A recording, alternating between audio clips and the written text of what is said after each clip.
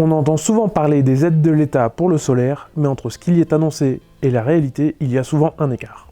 Moi, c'est Benjamin de Monabi, et aujourd'hui nous allons voir ensemble les vraies aides disponibles pour votre installation photovoltaïque en 2026, leur montant, les leviers financiers et comment en profiter concrètement. Nous allons parler de la prime à l'autoconsommation, des aides locales, des tarifs d'achat et de la TVA réduite. Si ces contenus vous intéressent, n'hésitez pas à vous abonner. On publie fréquemment des contenus pour vous aider à comprendre le photovoltaïque et comment économiser de l'argent. La prime à l'autoconsommation, aussi appelée prime à l'investissement, a pour but de vous encourager à consommer votre propre production plutôt que de la vendre totalement. Cela permet notamment de soulager le réseau électrique. Depuis l'arrêté du 27 mars 2025, les montants ont fortement diminué. Le montant de la prime dépend de deux facteurs: la puissance de l'installation et la date à laquelle vous avez été raccordé au réseau électrique. Voici les tarifs pour le premier trimestre 2026. Les montants sont révisés chaque trimestre, donc ils peuvent évoluer. Vous avez les tarifs détaillés juste ici. Par exemple, si vous avez une installation de 3 kW crête, le montant de la prime sera de 240 €. Pour être sûr d'avoir les tarifs les plus récents, n'hésitez pas à aller regarder notre site, il est maintenu à jour par notre équipe. Il existe plusieurs critères indispensables pour pouvoir bénéficier de cette prime. Vos panneaux doivent être installés sur le toit, sur une ombrière ou sur un carport. Vous avez une installation de moins de 100 kW crête. Votre installateur est un installateur agréé RGE et vous avez choisi une vente de surplus. Par exemple, si vous avez une installation inférieure à 100 kW crête, mais que vous avez choisi de stocker votre énergie sur une batterie virtuelle ou sans vendre le surplus, alors vous n'êtes pas éligible à la prime. Cette prime est versée en une seule fois automatiquement par EDF-OA. Elle a lieu 1 an après la mise en service de vos panneaux. Cependant, si votre installation est supérieure à 9 kW crête, vous recevrez 80% la première année et ensuite 5% chaque année pendant 4 ans. Bonne nouvelle, chez Monabi, vous n'avez rien à faire, on s'occupe de tout. Certaines communes, départements ou régions proposent des aides supplémentaires. Mais attention, selon l'article 13 de l'arrêté de 2023, ces aides ne sont pas compatibles avec l'aide à l'autoconsommation.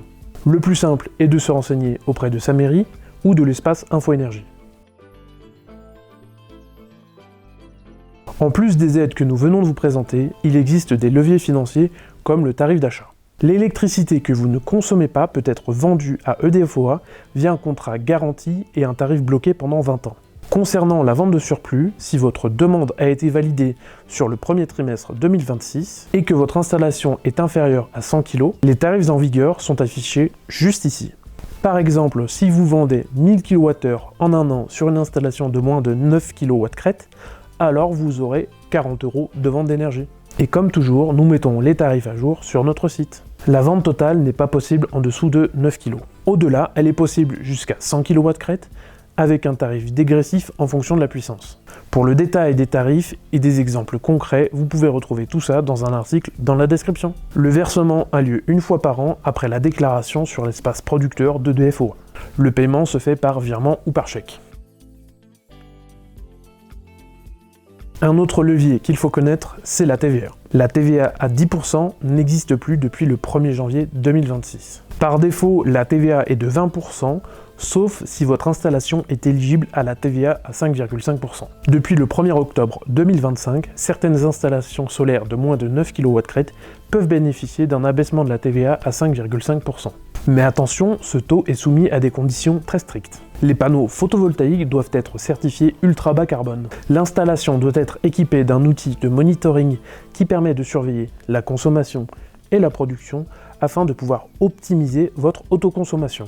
Si ces conditions ne sont pas remplies, la TVA est alors appliquée à 20%. Point à noter, la TVA à 5,5% n'est pas assujettie à la règle de l'installateur agréé RGE. Nous vous conseillons néanmoins de passer par un professionnel certifié.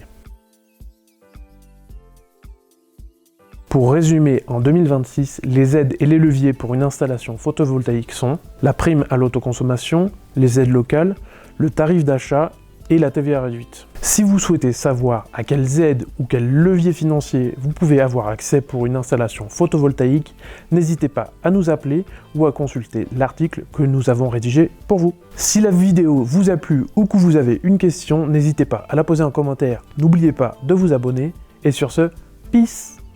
bientôt.